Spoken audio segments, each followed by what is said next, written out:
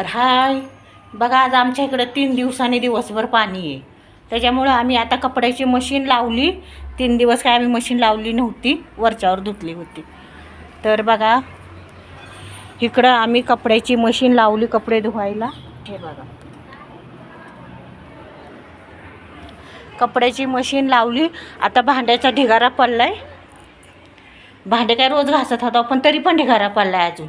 इथले तिथले काढले भांडे असलेले. आता ते भांडे घासायचे, घर आवरायचे, फरशी पुसायची, एवढी सगळी कामं आहेत. तर तुमची कामं झाली का? झालीच असतील. तुमच्या इकडं काय गावाकडं पाणी असते आणि पाणी नसलं तरी नदीला पाणी भरपूर असते. आमच्या इकडं नद्या लांब लांब आहेत.